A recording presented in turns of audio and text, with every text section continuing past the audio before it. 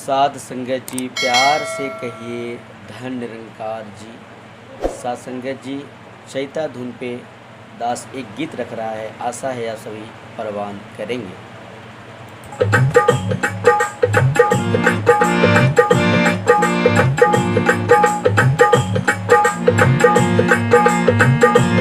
ओ छुई छुई गुरु के चरनिया हो रामा,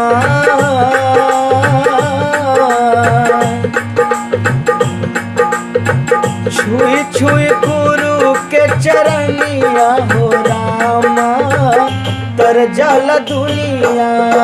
छुई छुई गुरु के चरनिया हो रामा, तर जल दुनिया। तर जल दुनिया हो, तर जल दुनिया, तर जल दुनिया हो, तर जल दुनिया। छुई छुई गुरु के चरनिया हो रामा, तर जल दुनिया। छुई छुई गुरु के चरनिया हो रामा, तर जल दुनिया।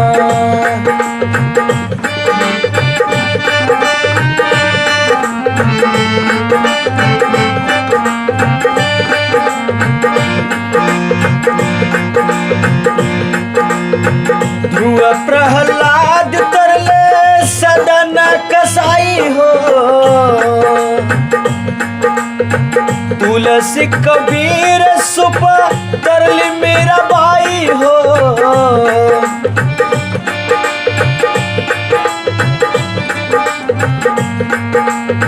ध्रुव प्रहलाद तरले सदन कसाई हो, तुलसी कबीर तरले तरली मेरा भाई हो। धोके रविदास के चरनिया हो रामा, धोके रविदास के चरनिया हो रामा, तर जल दुनिया। छुई छुई गुरु के चरनिया हो रामा, तर जल दुनिया।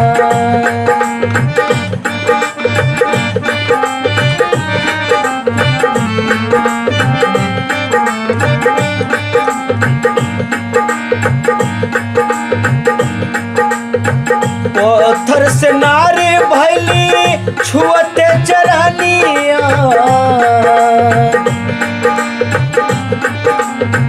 केवट लेके आवे कठौते में पनिया।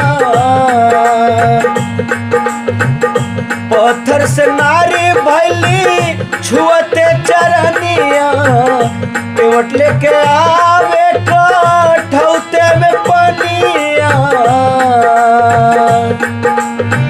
कठौते में पनिया लिखे हरि भजन भजनिया हो रामा, भजनिया।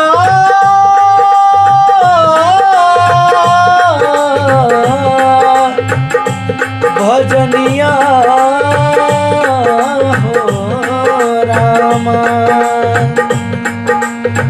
गावे हरि भजन भजनिया हो रामा, गावे राधे श्याम भजनिया हो रामा,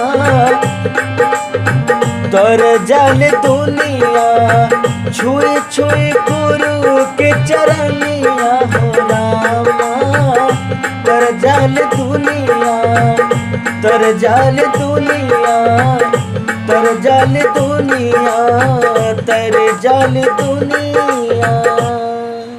प्यार से कहिए